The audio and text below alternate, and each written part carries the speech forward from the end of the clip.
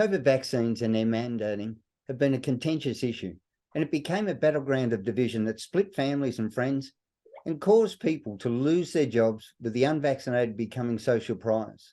Well, just this week, the New York State Supreme Court, in a landmark ruling, declared the vaccine mandates illegal and unconstitutional, and that the state had violated the rights of New Yorkers, acting arbitrarily and capriciously.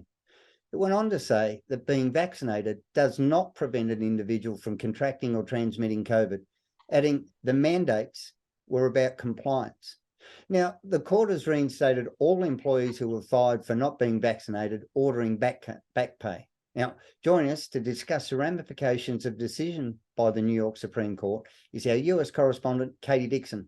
Welcome, Katie. Good morning, Michael.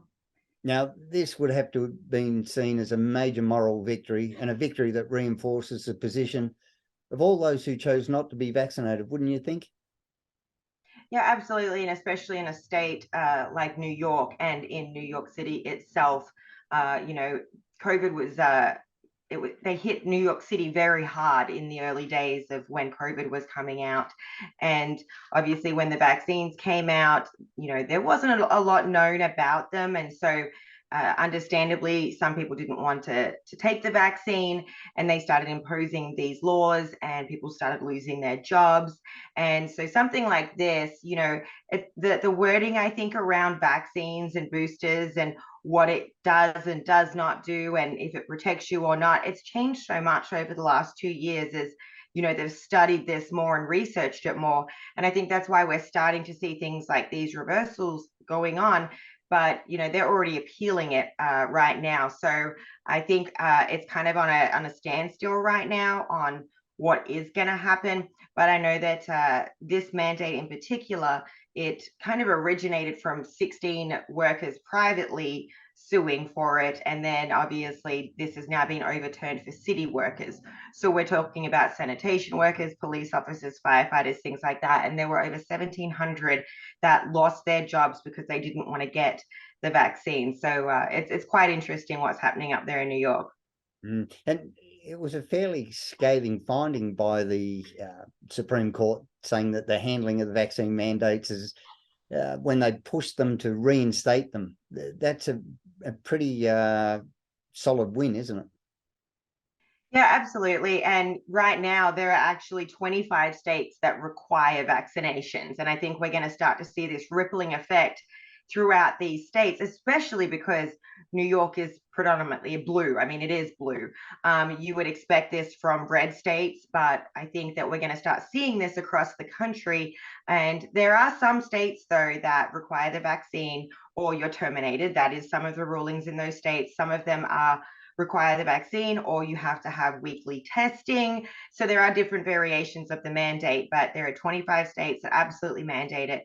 Texas is not one of them. They've prohibited any employer from forcing anyone to get it. In the early days, even in the town I live in Northeast Texas, there were companies here that were requiring it. And, people were quitting or losing their jobs or wondering what was going to happen once that date came. So it's definitely big news coming out of New York, and that they did this.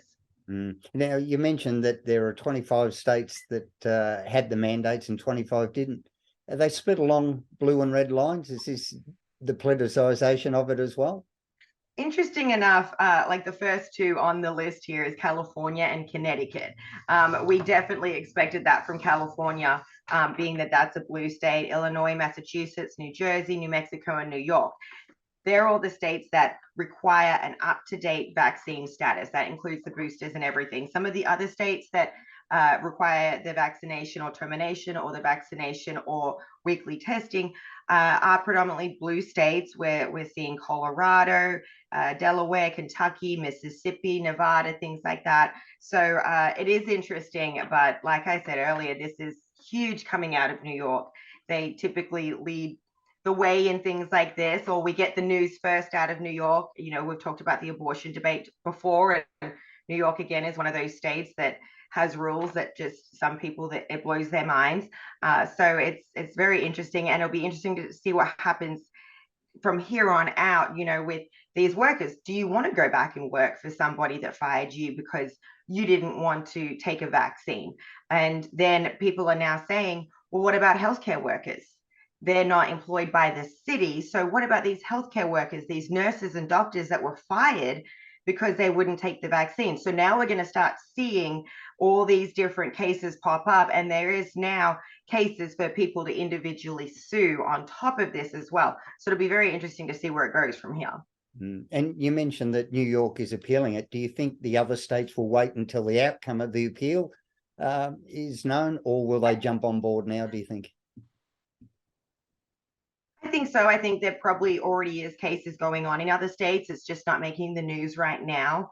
Biden came out and when asked about it said, that's a local issue, or that's, up to the state or whatnot, which has some people saying, well, you were this way about it, not long ago, and now you're this way and whatnot.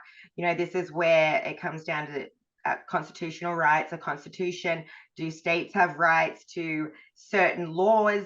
We saw with Roe versus Wade. So it'll be very interesting. I don't think it's going to be a quick thing that we see these states overturn or these states continue to enforce it.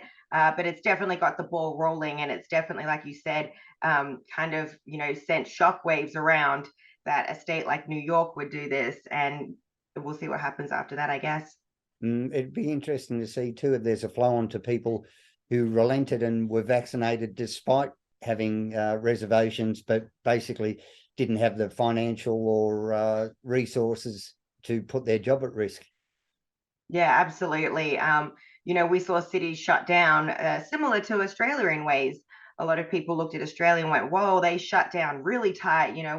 When people talk to me and they're like, you're from Australia, and there's pros and cons to that. Obviously, it affects the economy and families and things like that. Obviously, Australia didn't lose as many people as America. Now, obviously, we have over 300 million compared to 30 million over here. But, places like New Orleans shut down. You could not go down and visit New Orleans unless you had that proof of vaccine and things like that.